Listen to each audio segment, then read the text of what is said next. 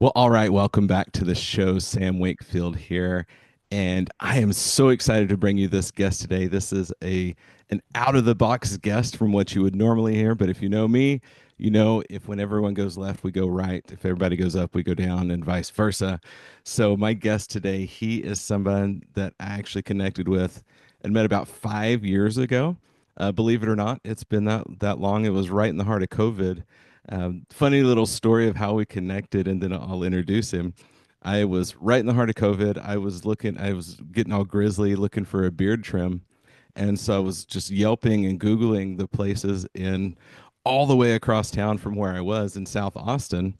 And sure enough, this place called Barber for the People pops up. And so I just walk in, and coincidentally, this barber shop with, gosh, 10 chairs or so just happened to end up sitting in this guy's chair. And there's zero coincidences in life. The universe always connects the right people at the right time. And that's where we started our friendship. So not only is this my barber, which you will hear why that is important here in a minute, but also he is a serial entrepreneur. This is Mr. Make It Happen. His name is Dru Fay. He has been started off with owned a chain of car washes, then moved into a bunch of different stuff. I'll let you give you his highlight reel here in a second. He's done everything from that to professional gambler to you name it. He is definitely Mr. Make It Happen. So, welcome to the show today, Dru. I'm so happy to have you on. Hey Sam, what's good, man? Pleasure to be here, dude. Dude, totally. So, but yeah, like I said, let's give everybody a little bit of your journey, man. How in the world did you kind of end up where we are and what you're doing now? And then, of course, you're doing a lot of things. It's not just barber. And for everybody out there, there's no such thing as just barber. Yeah, that's probably true. That's a serious, legitimate career. But of course, you do a lot more things beside that. So give everybody your highlight reel, and we'd love to hear a bit of your philosophy. You know how you function in life and business, and in either order, whichever you want to cover there. Yeah. Well, yeah, thanks for having me. So it's fun like being a barber. I get a chance to like meet all kinds of awesome individuals like yourself included. So that's kind of taken me almost full circle with, how I've been going like moving into my 40s now. Like just being able to put all these different skills to use. And I think barbering is a great way to do that, like a good place to be, to position yourself in the community to, interact with a lot of people. So I got Hmm. very lucky in that way. Growing up, that wasn't the case. I started cutting hair for fun and out of necessity, probably in just like junior high school. Just giving myself, just putting the whatever guard on there and just shaving my head so it wasn't long. And Sure. just kind of kept growing. I got interested in girls, obviously, not too long after that. So, before I had this huge, crazy afro, and I just wasn't going to do it back then at the time. So, slowly started being my own guinea pig and with my cousins and stuff like that, just kind of cutting and getting better. But I never thought of it as an occupation, like Hmm. at all. I didn't know anything about barbering, had never been to a real barber shop or anything like that. And I never did until I pretty much got out of college. But I was just developing this skill that I didn't know would be useful later on, and I was just doing it after a while. It just got fun to me, Hmm. and just started doing more friends at school, that kind of thing, and then just going on and on and on. And then ended up going to college, went to Texas A&M, had a good time there, played soccer, and started out pre-med. Dyslexia and ADHD intervened pretty quickly in that route. So ended up going to the Mays Business School eventually, Hmm. and taking a lot of classes there, and that's kind of what got me on the route to entrepreneurship. Okay. Yeah, so it's been a while. I, It's I been a like it, while, man. So something I that I love how always thought. Go ahead. it's interesting how the barber theme has kind of always been in your life, but that's not what you did for a long time. Not at all. Never in a million years would I think that I would be a barber for a living or Hmm. have a men's grooming product line or just be in the barber industry at all. Like it was never something I aspired to. And kind of thinking back on it, I really just believe a lot of that had to do with just having no experience with the whole, like that it's a whole, culture. Hmm. Hmm. And so once I got to the realization of that thanks to YouTube University. Sure. I just fell in love with the barber industry. Yeah. Oh, that's so cool. Well, Yeah. let's rewind a little bit because, when we first met, one of the things that you said to me that's really stuck with me all these years, actually, I think this was probably our maybe second or third conversation, even. You said that because of the prices that you charge, the people that sit in your chair are worth knowing and worth connecting. So you kind of became the center of this galaxy of all of these influencers and high-powered people, and you're like the hub of this network. So in a moment's notice, you can make a phone call and connect anyone to anyone, or have any resource available to yourself. So how does that kind of come about, and how does that play into your entrepreneurial kind of mindset and everything that you're doing now? Yeah, I mean, it sounds crazy just listening to you say that, but it's absolutely true. And I don't know. I was raised like treat other people how you would want to be treated. Like that's just been ingrained in my brain since I was little. And so getting the opportunity to meet these individuals and you guys like I saw once I graduated from barber school and actually got into the barber shop, I saw people that were um just there to cut hair. And like that was they were simple minded in that fact. Not Mhm. that there's anything wrong with that, but that's what the situation was. And then over time, I saw. So let me take a second to just say, there's a million ways to be a barber, a successful barber, and there's a million clients to fill those needs, right? Mhm. And so, kind of with that in mind, I would see barbers who would start to like lose love for the game because they were just accepting any and every person that wanted to sit in those chairs. And sometimes you got to do what you got to do, but at the end of the day, as I would just see this time pass, I would start to understand that sometimes those clients who the barbers would look at their schedule be like, "Oh my God, here comes this guy. I got to cut him again. He's going to come in and just wreck the shop and blah, blah, blah." Not only would it affect that barber, that client would also affect like the tone of the environment Mhm. and just have like this snowball effect. And so I just started to think about it like the barbers that I would see were happy dealing with clients that they genuinely wanted to have a conversation with because when you're sitting in the chair you're going to be there for about an hour, 30 Mhm. minutes to an hour, maybe even a little bit longer if you're Sure. doing a luxury service. If you And get the works so, like I do, or hour and a half each time. yeah, hour and a half, full pamper, neck up, the whole thing. But what I realized and what kind of crosses any genre is I've always tried since I was a young to have a job that I enjoyed doing because you spend so much of your time at work that you might as well enjoy something that you're going to spend so much of your time doing. Mhm. So I've always tried to kind of go that direction with my choices. A lot of times harder than others to make that choice, especially financially and this and that.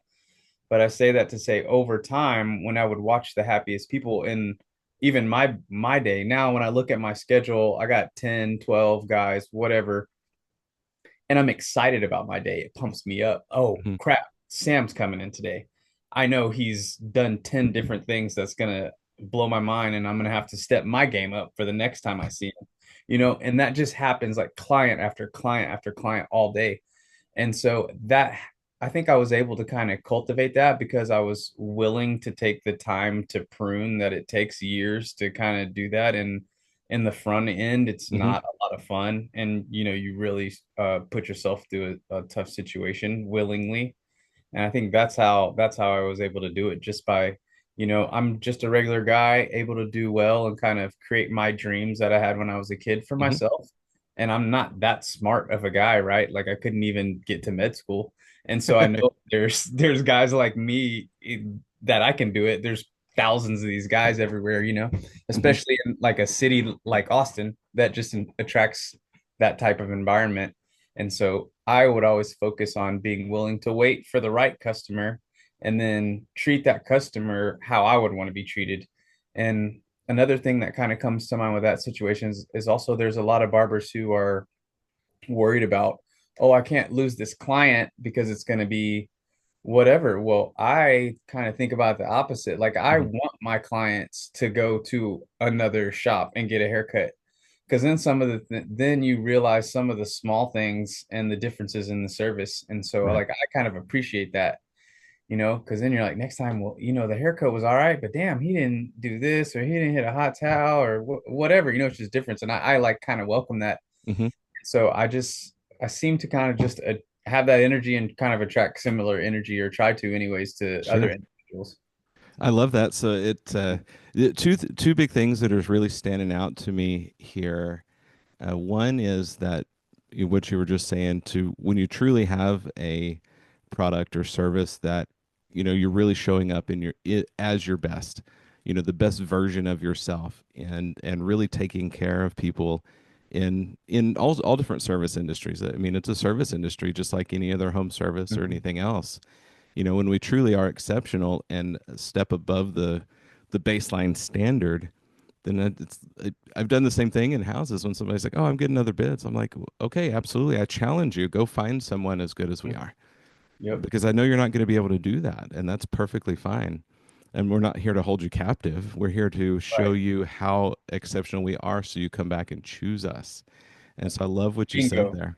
Bingo. I think that is a huge goal, is like you're not like kidnapping people or businesses or industry. You want them to choose you out of what's possible. Hmm. And that's the game, right? Like that's what everyone wants to do. Same thing. Yeah. You're like trying to date chicks or whatever. Like you're not gonna like just buy this girl drinks until she's drunk and then ask her out. Like if you're smart, you're gonna become the person you need to be to make her want to choose you, right? Hmm. Or vice versa, whoever it may be. Hmm. So I yeah, love that's this. very true. The other element that what I was really hearing out of what you were saying there kind of circles around finding your best fit client. It's like really, because if we do a job for everyone, that means we're doing a job for no one, because then we're shooting our net, casting our net way way way too big. And so being able to recognize who do we serve best, and what does that avatar look like, what is the category of that specific person or type of person. That way, our marketing, our messaging can be very specific. The way that we show up for that client is not how other clients want us to show up for them. And Right. so it sounds like you've across time you've gotten really good at recognizing who that specific avatar is and being able to really laser beam focus to that. And so no wonder your chair is always full, because great people know great people, so the word spreads also. Absolutely, man. I always say you guys are my y'all are my walking billboards.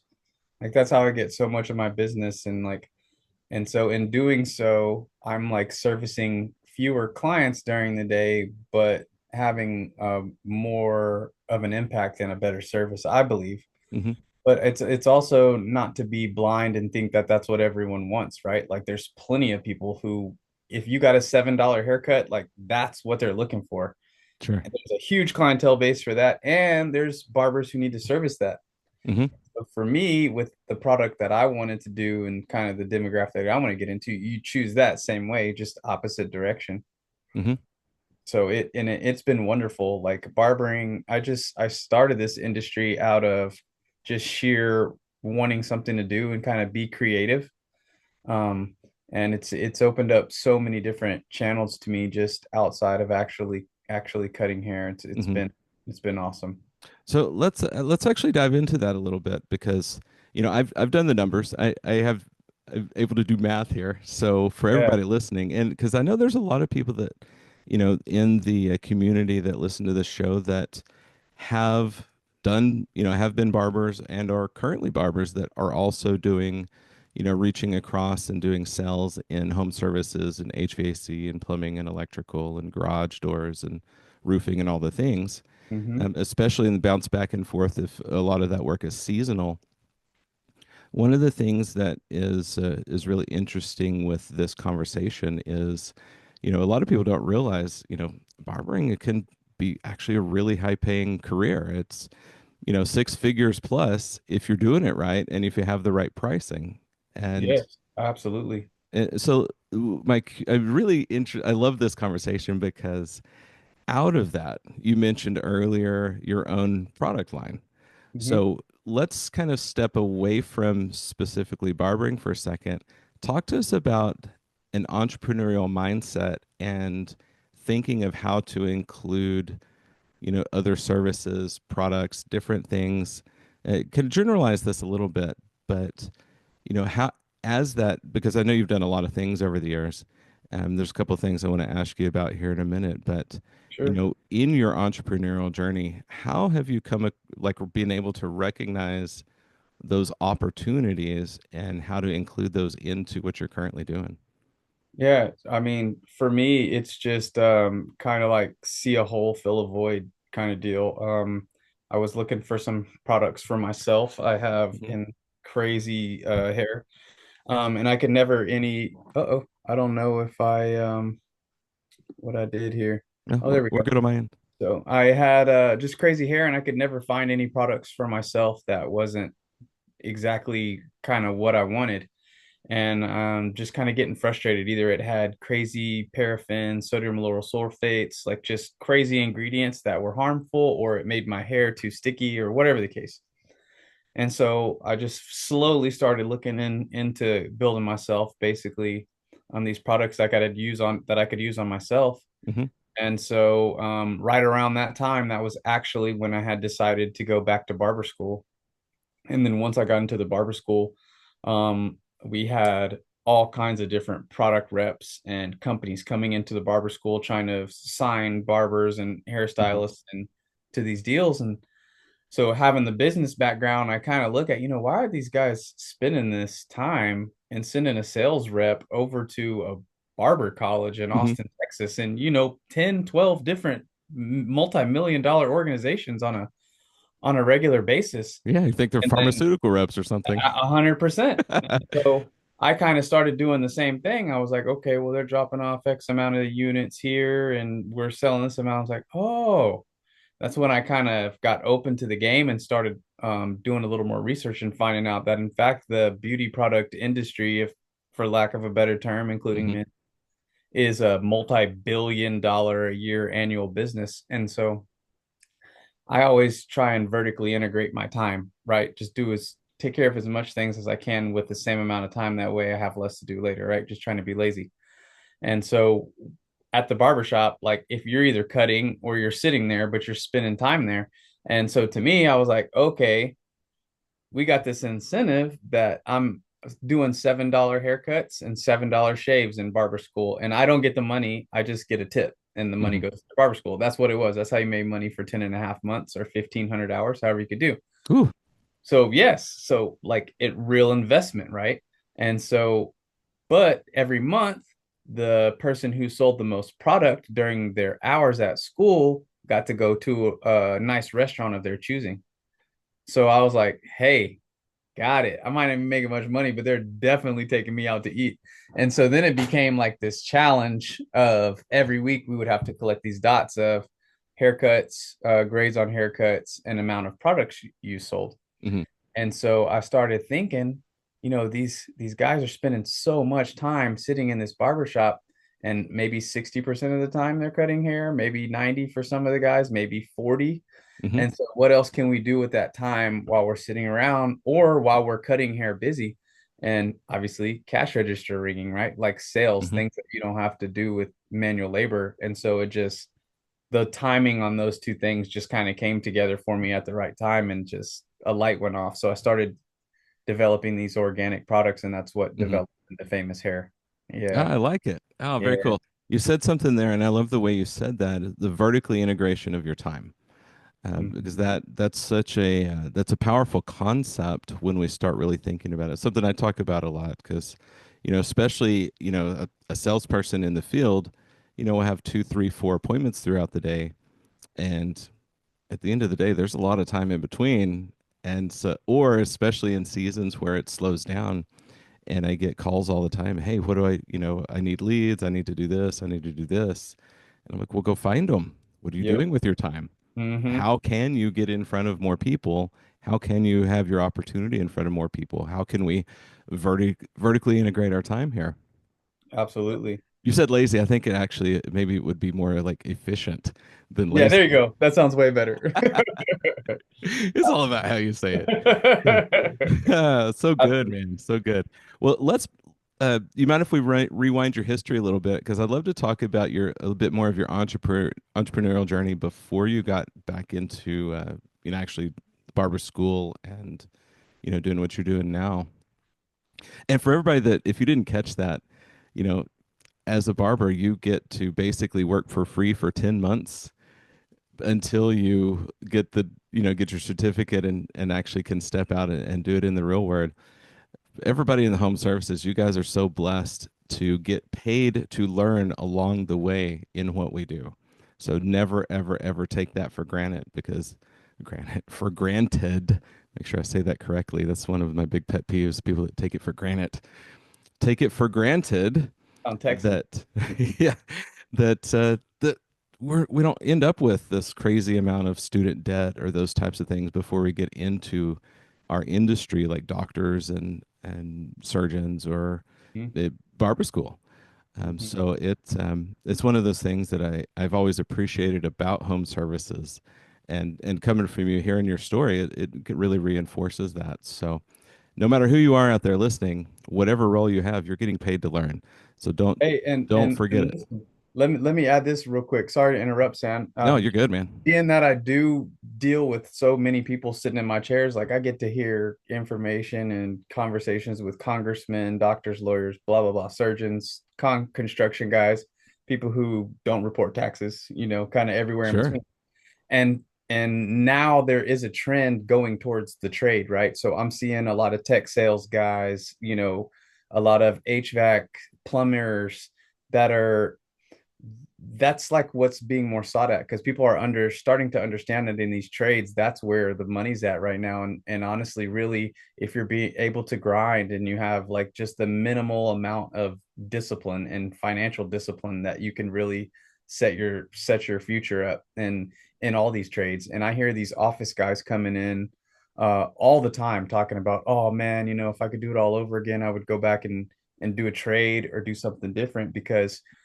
kind of like you mentioned up front, it's rough. But if you're willing to risk the time to really get good at it, at whatever your service is, like you can make as much or more than anybody that you can think of. Like Hmm. you definitely turn yourself into a millionaire in many of these industries, and I've seen it happen quite a few times. Hmm. Yeah, no doubt, no doubt. I love that this is really cool hearing this from your perspective, because you do talk to plenty of people that I don't get the opportunity to hang around and have communication with very often. But let's rewind a little bit Yeah. because I'd love to talk about your journey. Let's start with the car washes because Okay. when we first talked years ago, that was so intriguing to me about how you started out, there and then grew it, sold it, and then moved into some different things. And of course, I definitely want to talk about the nonprofit as well before we're done with this episode. So don't let me forget. But let's talk about the car washes, man. How did you get into that? And because it's such an interesting, um, you know, I guess as a business owner, and then of course you grew it and sold it. And a lot of people don't necessarily have that exit in that type of a thing. Normally, it's just like you have one or two, and they flounder and fall apart. Is how most people's journey with that goes. Yeah, I mean, I honestly believe that it all goes back to discipline. And everybody's different, right? But for me, I've always been the guy who I don't need someone looking over my shoulder every 10 seconds. In fact, I have a better performance if that's not the case.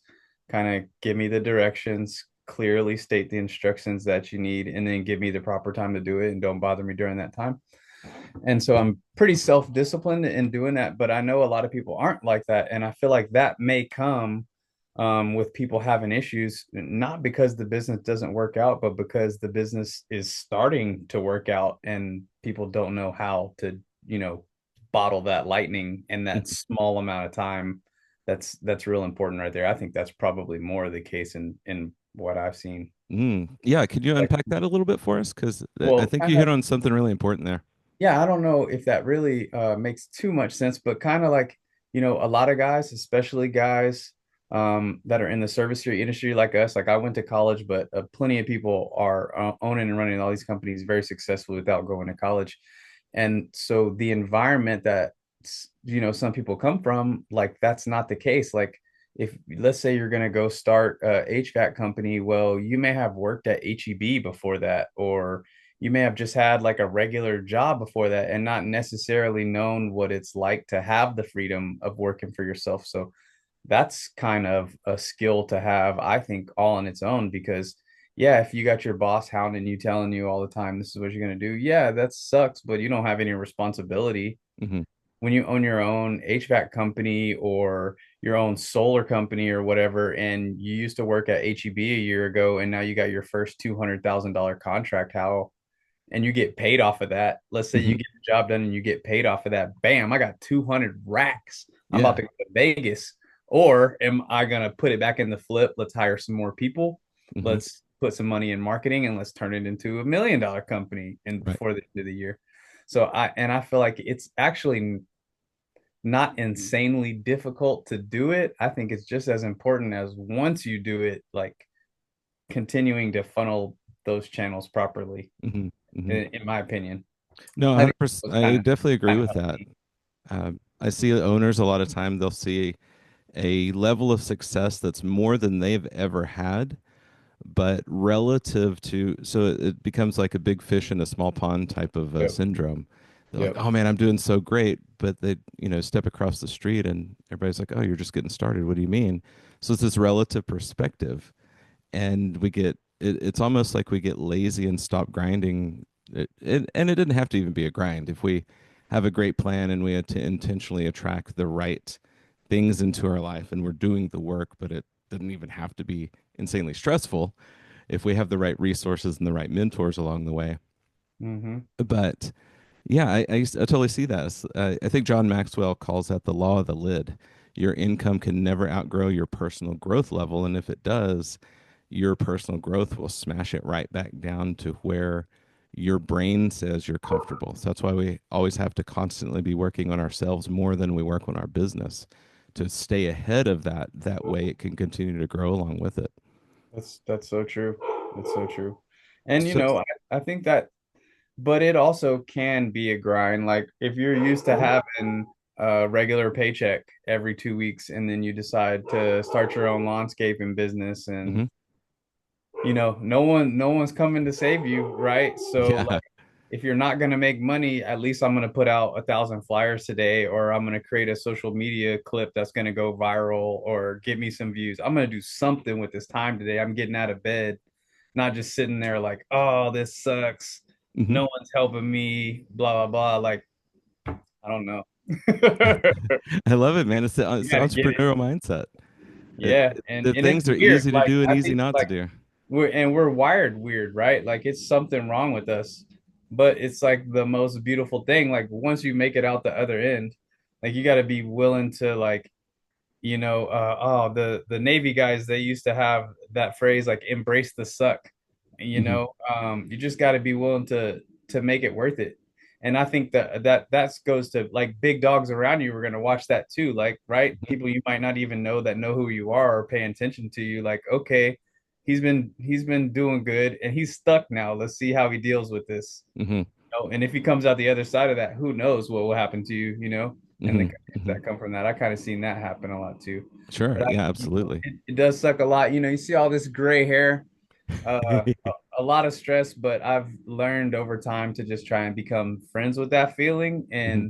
and that experience and just learn how to flip it to my advantage for Uh, energy. lo- Love that. That's definitely some nuggets right there.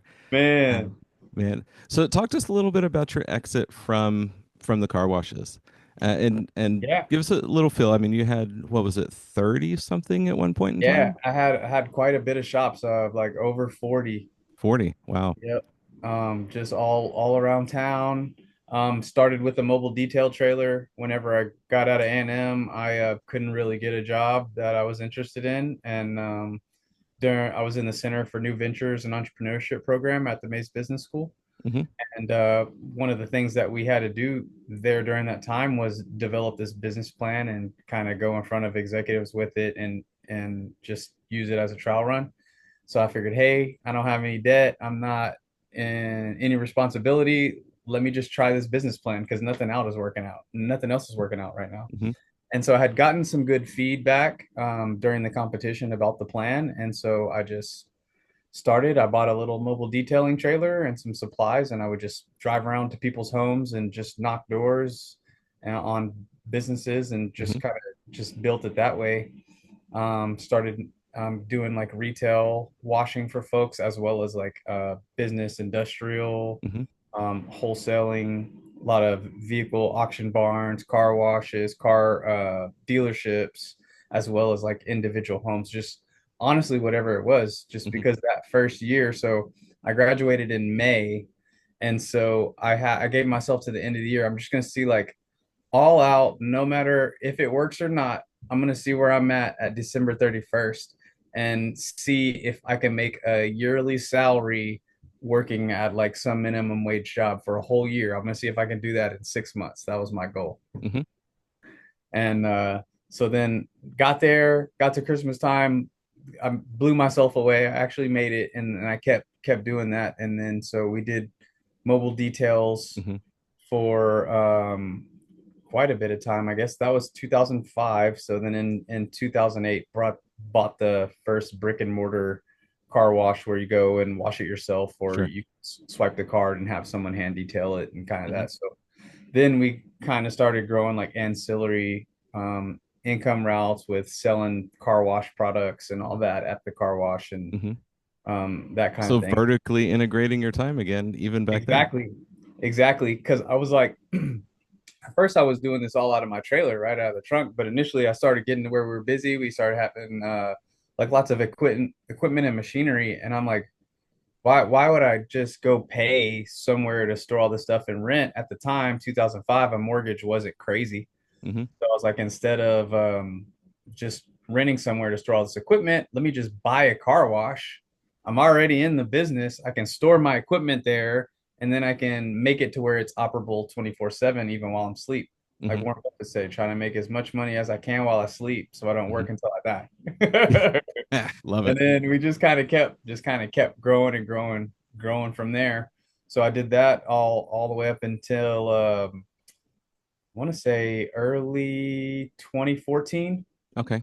early 2014, and then was able to sell all that and took a couple years off, Hmm. kind of just trying to figure out what I wanted to do.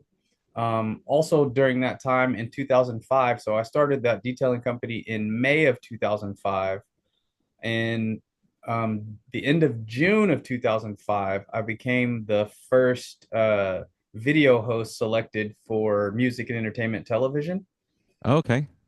So I have, was able to, I have been doing small parts in movies and things like Hmm. that while I was in college. And one of the reason I was kind of directed to Austin because I would come down to Austin to be an extra in the vampire movie or like in a commercial or whatever. So I had come down here, developed some relationships with some agents. So Hmm. I signed with an agent not too long after that.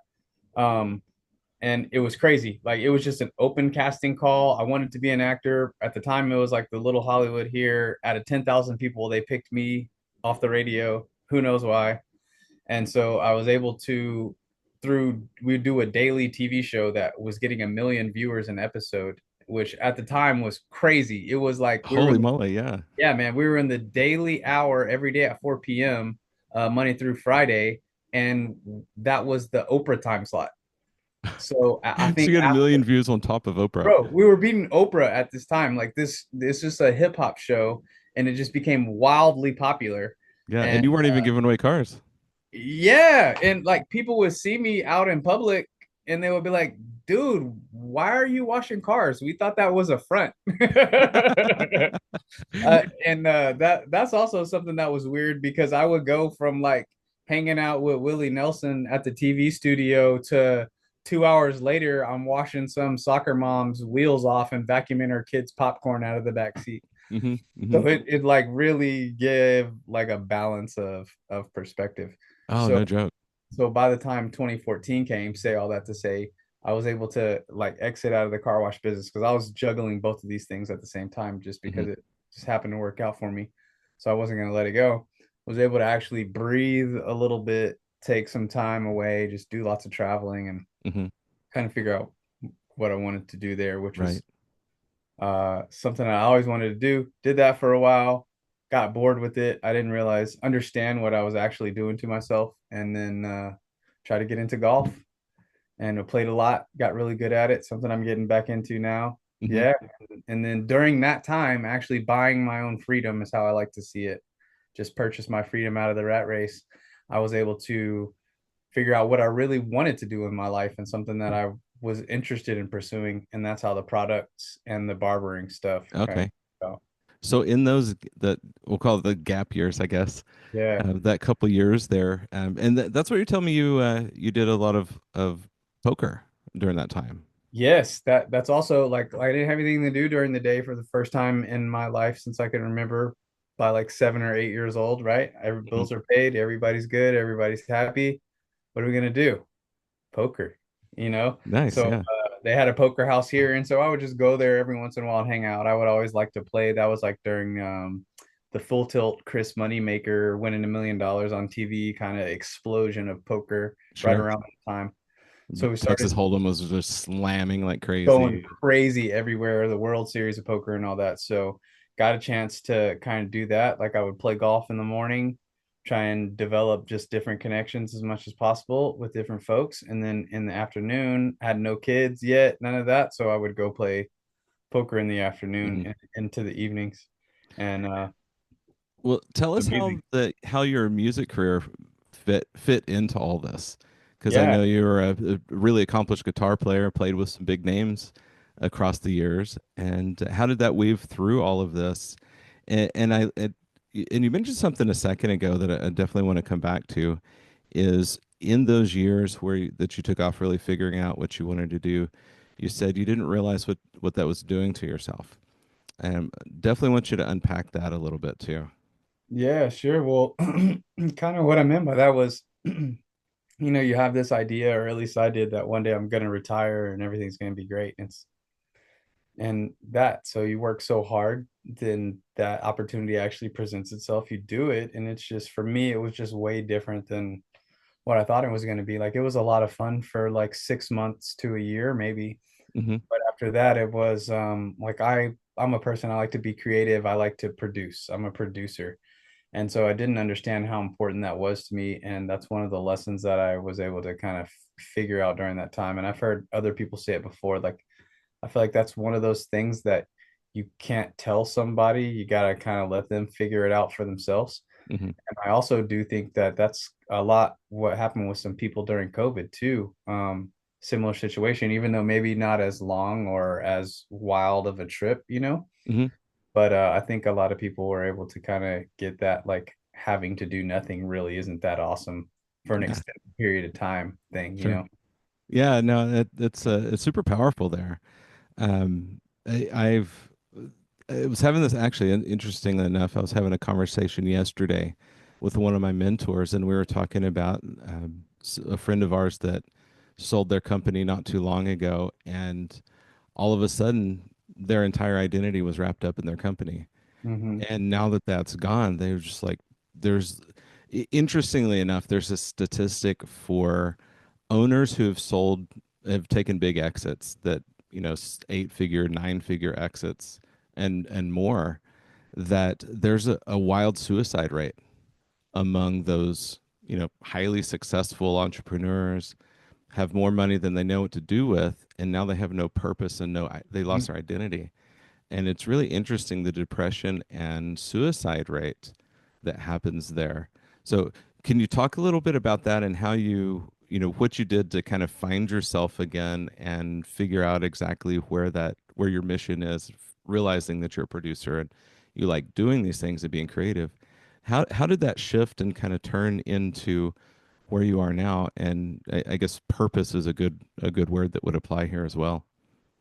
Yeah, for me, it was just about actually figuring out what I want to do. Another thing that I kind of do is I like to ask interesting people, like, what would they do if skill or time wasn't an issue and they knew no matter what they wouldn't fail? Hmm. And you'd be surprised how many of those people would say, "Oh, I never thought about that," or "I don't know what I would do." Hmm. So fortunately for me, I just have been able to make that happen for myself. And in doing so, it's kind of like one of those things you get there, the goalposts move, but you don't know that they move and they can't move until you get there first, Hmm. right? Like whenever you're in junior high, you might want the coolest car or whatever. That's like the biggest, best thing you can think of. And then you get 30 and you're like, man, F that car.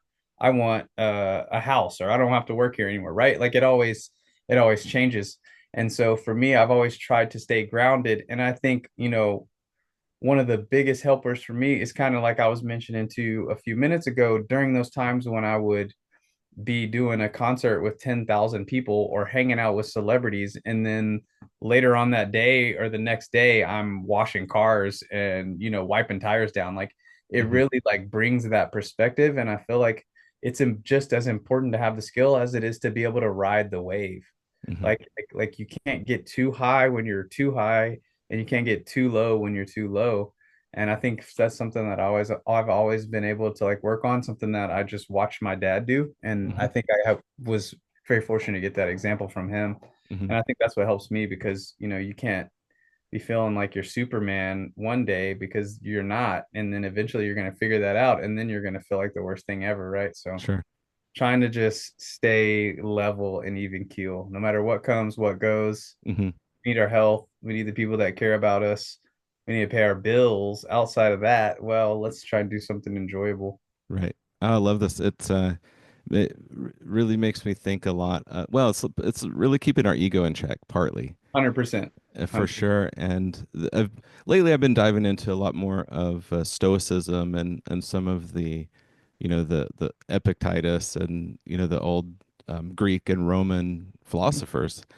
And this is one of their main tenets in Stoicism is be the observer of the situations and just wait, take a breath and wait longer and watch what happens instead of reacting. It's more choosing your response instead of reacting to as the situations in life ebbs and flows because it's going to.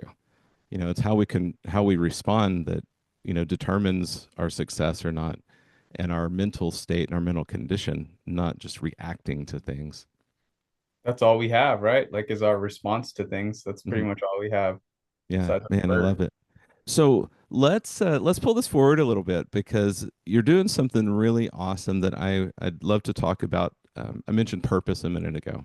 Hmm. When you and this was what year and a half ago or so that you bought some nonprofits or bought some well you bought some schools and turned them into nonprofits. I'm guessing is maybe the journey. Talk to us about that and why you took that step and talk about the bigger picture and really the big mission of what you're doing now. Sure. Well, the school's started by Coach LL, one of my mentors from the barber school that I went to. Hmm. And so kind of helped just, he was really impactful on my professionalism, my growth, and turning from someone who cut hair into a barber. And Hmm. he had run and owned multiple shops before he became the director of the barber school. And so when he went to start this company called Impact Barber Academy and asked me to help him out, I was like, yeah, of course, anything you need, I'm down. I'm here to help.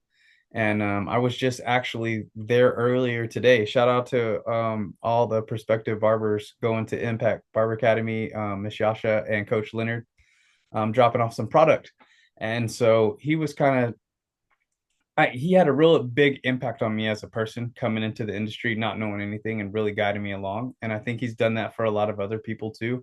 And so, excuse me, whenever he asked me to kind of help him out with that venture, it was just like, yeah, of course, anything I can do to help because this guy affects so many people positively and really helps people like maybe not from the best backgrounds kind of get a career that's a legit Hmm. career. You don't have to work at another part-time job to pay the bills. Like you can pay everything you need for a good life just using this skill that you learn in barber school. Hmm.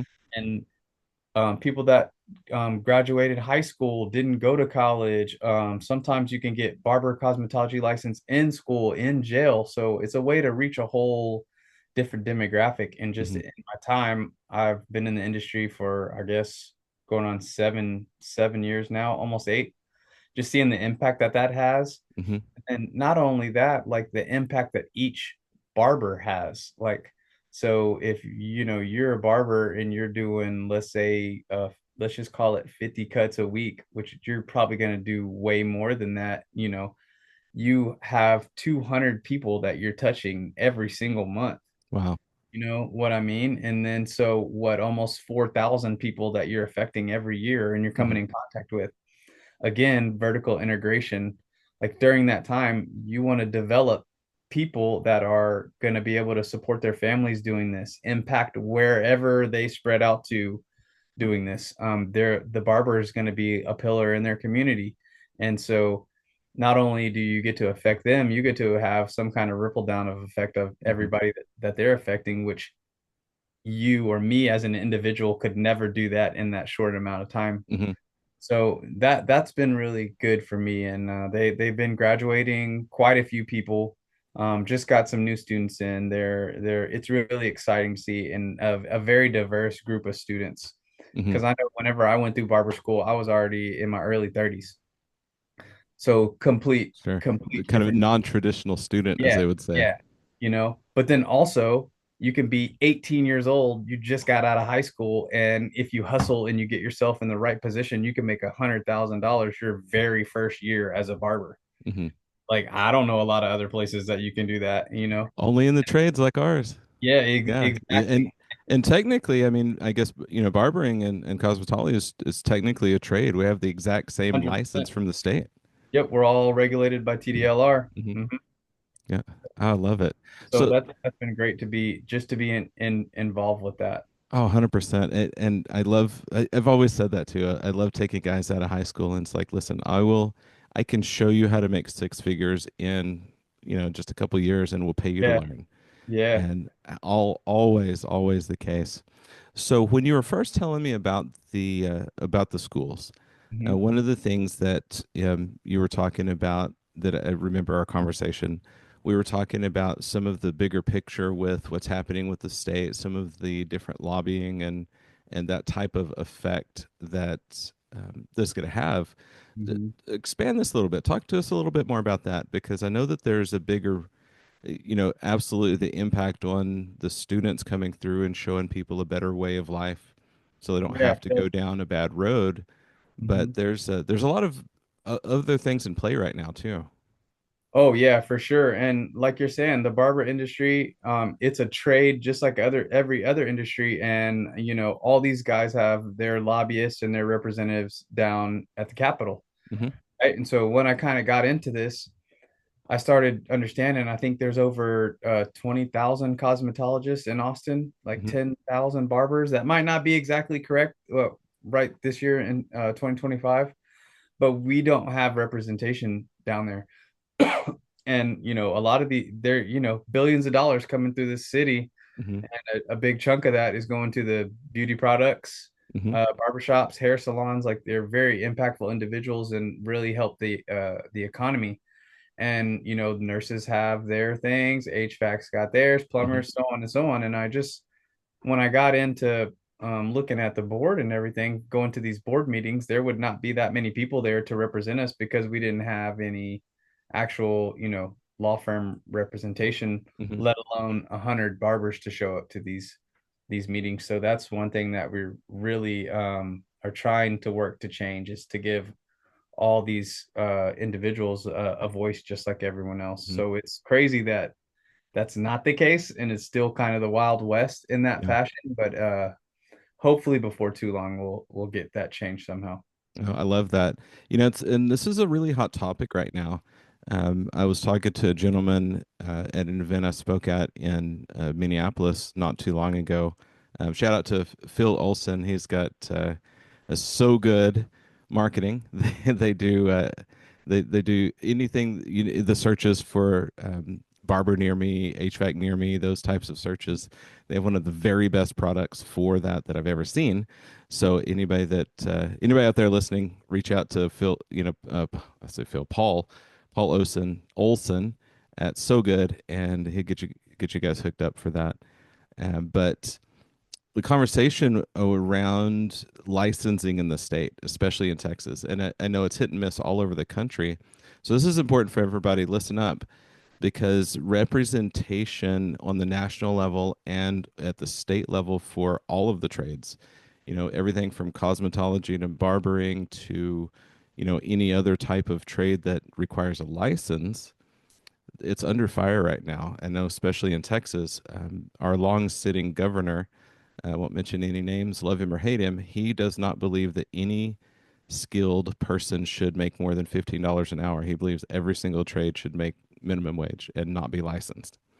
Yeah, And if it's a you don't very show core up, belief of his, and it's painful to me to hear that, especially knowing that we literally hold, even as a barber, you have like, I mean, your schooling is what so much of it is health and anatomy and physiology. You literally have people's health in your hands, and we can kill people if we don't hook up a gas line right or, carbon monoxide, all those types of things. And he's wanting to take the licensing away. So this is a really important conversation right now in our current climate. yeah, I mean, at the end of the day, like, and it doesn't even have to do with industry, right? Like the people at that down there making those decisions, they don't care. They just Hmm. got a clerk, and the clerk comes in front of them and tells them this is what's important, this is who's here. Like if we got to be the ones to represent, like if you're having a meeting down at TDLR, like I've gone down there and seen, like if no one shows up at your meeting, they're just going to pass whatever they want to pass, Hmm. and the business is going to do whatever they want to do because no one's paying attention and no one cares either way, right? So it's Hmm. not even that difficult. We just have to show up and say, hey, my trade is here, Hmm. these are the things that are important to us. And it doesn't necessarily have to do with great sums of money, but you have to show up as a whole of an industry, or else that's exactly what they're going to do. And Hmm. it's something that we have the ability to change at the moment, but that might change if we don't do something about it pretty soon. And all of us are with it there. Barbering industry in particular, not too long ago when I went to barber school, it was 1,500 hours to get your license. Now it's 1,000 hours to get your Hmm. license. Right. And it's just kind of slowly kind of creeping. That's how they're going to do it, slow, because they're going to bump it up. Oh well, they rebelled. All the electricians got together and they didn't bump that.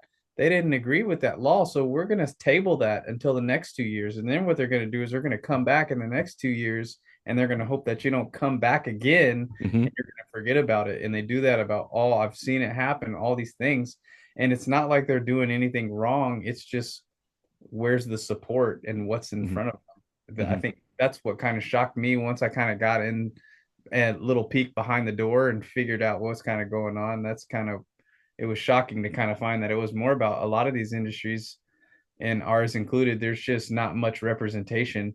So hmm. of course, if they have lobbyists on the other side saying, hey, we should do this, yeah, this is, why wouldn't we do that? They're the Sure. only one Nobody's that, opposed to it, so I guess yeah, so. yeah, so definitely important. Hmm. And as individuals, we really have a lot more power with that, with our unions, with our groups that we think we do, and definitely shouldn't take that for granted. Hmm. 100% agree. And it's very clear in government when people don't oppose something, it just happens. I mean, we can watch The Handmaid's Tale and see what happens if we don't stand up to things that we don't agree with. So I'm a big advocate for, of course, obviously a big advocate for the trades, all the trades. And this is why I wanted to have you on, because a lot of people, the in home services don't understand that the trades means a lot more than just, hey, I'm working on someone's home. Yep. There's a lot of trades that are especially underrepresented, and I'm definitely here to support you along the way. And anything we can do to help with this fight, we're there for you, because I think this is the time of, we're in 2025. This is the time where we all have to stand together. Otherwise, we're going to get bulldozed, like you were just saying. Yep. And there's too many lives on the line to allow that to happen, and too many incomes and families that depend on this, on all of these industries, to allow that to happen. Yeah, I agree. And just to play devil's advocate, so let's say we don't do anything about it, right? They change it and they deregulate everything. Well, that would suck, but that's only going to last for a little while. And then what they're going to do is they're going to go the complete other direction eventually. And then they're going to over govern everything Hmm. that was completely decentralized. If we think it's hard now, or it Hmm. sucks when they deregulate. Let's wait till that pendulum swings back the other way, and Yeah. then that's going to be a situation that no one wants to deal with, right? True, true. You know, it's interesting. I was at my event last week in Boston. This topic came up, and from the stage, I was saying we have a short window, especially in the HVAC industry, and the HVAC plumbing and electrical. Right now, there's some real bad apples that are running a huge platform that's ruining a lot of the industry, and the FBI is looking into it as we speak. And so it's like we've got a short window to spread the word as fast as possible, to do things the right way, bring trust back to all the trades, raise the integrity, or when federal regulation comes in, it can cripple an industry in no time. We've seen it happen with other industries, Yep. and all of a sudden we're just a commodity, and it's so regulated. There is no ability to stand out and be exceptional because everyone is forced to do the exact same thing all day long. And so just it runs any bit of capitalism with inside that, because we're all the same now. So why would anybody pay more than $7 haircut for anybody? Yep. Yep. $15 an hour, right? Yep, that's it. So man, I love this conversation. I never know where they're gonna go, and it just always lands in some fun spots. Heck yeah, man. It's been great, and it's been fun coming on, kind of hearing all this conversation and understanding that it's not just our industry, that a lot of these things are the same, and the ways that we can complement each other has been awesome. Because you always want to hear from your HVAC guy about a plumber or about an electrician or where they get their haircut and vice versa. Hmm. And so right now there's so many quote unquote small businesses that have not been taken over by a big conglomerate that are spread all across this entire country, who Hmm. have the value and the manpower and the financial ability to do amazing things and keep it with the people. I think it's just important that kind of like you having me on today, that we just kind of understand that and are able to connect and interact with each other and kind of grow our Hmm. networks.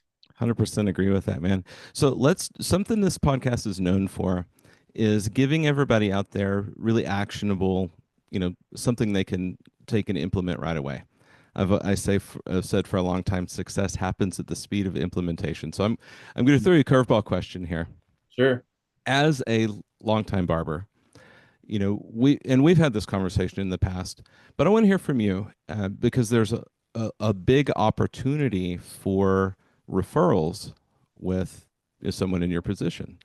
So if someone comes to you and say they're in whatever home service, if it's solar, HVAC, or plumbing, or whatever it is, what would a conversation sound like that would really like make you sit up and listen, and actually, something that you would want to start passing referrals back and forth with that person? Well, like, what would that sound like? Because there's so much opportunity there, but nobody's really thinks about this as such a big hub for, for that type of thing. Yeah, 100%. And for me, I think it's the most valuable part of my industry is the community and the connections. And, I think that's kind of like a multi-headed answer there for that question, because I Hmm. think people are different and businesses are different. And so me as an individual, one of the things that I do is I try and connect like-minded individuals with other like-minded individuals. Like A might not be right for D, but might be right for C. And so I try and put those two people in contact. Like if I know a builder or a developer, and I know another guy who does the HVAC or plumbing or real estate or whatever, which happens all the time, I'm always trying to gel people who will work well with each other and have like a good personality fit, Hmm. uh, assuming all the foundations are there, right? Like you have to be a Sure. good human being. Something that shows me what happens is when you show up to your appointment on time or early. Like I'm just like a very observant person, and so you can't you those are kind of the things you can't talk about, right? That you when you notice someone's habits, like you can have a really good lip service, but your habits are going to give you away every Hmm. time. So I'm always, especially when you start getting into these bigger contracts, like some of these guys are going in and bidding on $7 million jobs, $1 million jobs, getting in with the state, having a 5-year contract that's going to Mhm. bring you who knows how much money, right? And so, like me as a barber, I'm not going to send someone over there who's a general contractor to try and bid for some of these jobs, and they're always 10 minutes late to their appointment. Every once in a while, their payment doesn't work. They've got an excuse. What they're rude to other people. You know what I mean? Like I'm Mhm. gonna find. I see pictures of their work. It's not that great. Like, and kind of the other end of that spectrum, you can be the nicest guy in the world, but if your product isn't worth where it's going to be sent to, it's going to do you and me a disservice Mhm. to Yeah, do because that your name's on. to do that recommendation, right? So for me, anytime I pass someone's information to another, it's because I'm trying to be an asset to both parties, and I think it's something that is gonna like mutually benefit both other parties Mhm. because they're already coming and paying me, so I'm trying to give something back to them. And hey Drew, I got this tech company and I'm looking to fill 2 sales positions or whatever the case may be. I'm a landscaper, man. Anybody that has got a neighborhood going in or anything that we can try and get in on the ground floor. Mhm. That's like the best part of my job when I can connect two people and they fit. And then I see that they're both making money and both like being successful off a Mhm. connection that I put together. I'm like, hell Yeah, I yeah. love it. Good stuff. So everybody listen, I mean, step one is find yourself a great barber because all of you out there, you've got to look like, was it like a new penny Yeah, every yeah, time you brand get new off that fleet, right? chair. Like what does Deion Sanders say? Look good, feel good, play good, they pay good. Hmm. It's important. Like it happens all the time. Like I'll have someone come in who's, let's say, been getting supercuts. No shade to supercuts or anybody else, right? But going to a different type of barbershop experience. And then they come in to see me. Like my favorite thing is like most of the time they don't know how other people are gonna treat them with a good haircut. Hmm. So I just wait on it to the next time I see them because they don't understand. Like a lot of people will just look at it as like a dollar value. Oh, your haircuts are $70. Like, are you kidding me? Hmm. It's like someone who says that doesn't hasn't had the experience of getting that grade A haircut and then going out into public and seeing how people treat them. Right. People Much like react so maybe differently. like an HVAC system getting put in your house that's done properly. The people are clean. They don't leave trash everywhere. They're in Hmm. and out when they say they're supposed to be. When you're done, you're like, damn, that was a great service. It Yeah. was worth probably paying a little more. Shit, they even wrote the instructions down for me on how to program everything or whatever. Hmm. Like Hmm. the difference in variance and situation, I think. Hmm. Oh, you've nailed it so much. So for everybody, listen. One, you gotta look good, play good, feel good. They pay good. Second part of this is so many of you, I know hundreds of you, thousands of you that listen to the show are sleeping on this. So make sure this is the other side of that is when you get connected to somebody that's worth getting a cut from that and pay the money to just like what we do, when you set your prices higher, you get better clients. When you find someone that's worth getting a cut from, pay more for the extra service, pay more for the better cut, because what that means is the people sitting in their chair is going to be your best fit buyer for your services as well, because that demographic doesn't change. And so don't sleep on this. Make a solid connection with somebody, a barber or a hairstylist that does a really exceptional job that charges the right prices for it.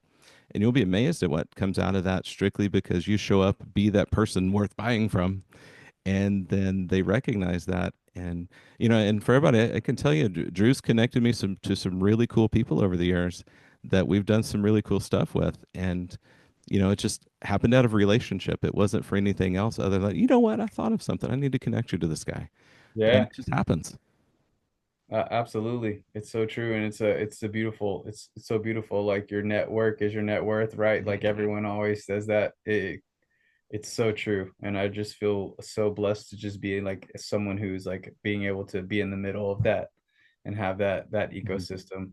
Oh, And so, love it. it's hard out here, man. It's hard. If it was easy, everybody would do it, right? No But it's doubt. worth it. Man, I appreciate it. Well, it is time to land this plane. So I'm so grateful you came on the show today. This has been so much fun. Any parting words or words of wisdom or nuggets you want to drop on anybody before we sign off here? Oh man, Sam, it's always a pleasure every time you come through, man, to the barber shop. You're lifting up the shop and giving us all positive vibes. And so it's been, such a pleasure being able to be your barber and service you in that way, and see your growth over this time, from the podcast to the book to the speaking to the different companies. Like, people like that, like you're hardworking, and a lot of times you got your nose to the grindstone. You don't really understand the effect that you're having on other people, but just know that it's noticed, brother, and keep fighting the good fight. And as far as us, if you're interested in barbering service in Austin, Texas, come see me at Famous Fades. If you're Yeah, interested, give everybody all of your info, man. How they get a hold of yeah, you. if you're Give them your interested Insta so they in can follow you and see what you do. All the things. Okay. Yeah. Instagram, Famous Fades. I got tons of haircut product videos up there. If you're looking for any premium men's grooming products, you can catch us at famoushair.com. That's famous with a Y. I Yeah. love it. And I Appreciate you. can give a shout out too. I've used I love having knowing I've got a nice, clean, non-toxic product on my hair. You Yes, know, sir. this one of the things we talk about on the show a lot is health and nutrition and fitness. And, what we put on our skin and on our body is as important as what we put in it. When it comes to, artificial sweeteners, etc., same thing. If we're putting chemicals on us all the time, then our skin is what the largest organ in the body that absorbs everything that touches it. Yeah, most absorbent. And it's not what you do once in a while that affects you, it's what you do every day that is the consistency is what's going to get you. So if you're consistently putting bad products on your head or your skin Hmm. over 10 years or a longer time period, who knows what's going to happen? And kind of the opposite of that. If you're taking good care of your hair, good care of your skin, using good products, well, then, when time expands out, that's also going to show. Hmm. It's a quick side note for everybody listening. I'm gonna. This is new information. My red light therapy cap got delivered today, so I'm gonna for everybody. If you've seen any of those and you've got a receding hairline, I bought one, and so I'll be reporting back to you on the podcast, let you know if they work or not, and so you can pick one up. So Drew, next time you see me, we'll do a quick comparison and see Hell if yeah. it's working. Hell yeah. So, well, man, it's been a pleasure. I appreciate every bit of the wisdom you dropped on us. It's cool. It's really cool hearing a journey, it's out still within the trades, but outside of what we would normally kind of consider in that same space, and realizing how similar so much of what you do is, from the sales conversation to the vertical integration. I didn't used to always get the works every time I came, and one time you're like, "Hey, you know what? You combine this service and this service, you probably want to just do this because when we bundle it together, it's cheaper and you get a lot more bang for your buck." And I said, you know what, let's give it a try. And after that experience, I've never gone back. And so same thing with the products. And it's the same conversation we all have no matter what we're doing. And it's fun to realize that end of the day we're way more similar than we are different. Man, And so much. We all need each other, and it's easier with other people. And like, at least for me, I try and be one of the people that I want to run into out in mhm. the world. Ah, And it's love it. been working so far. We couldn't have ended on any better of a statement. So for everybody listening, you know how we always do. Make sure it's getting hot out there. You're going to be seeing a lot of people. You go out there and be someone worth buying from.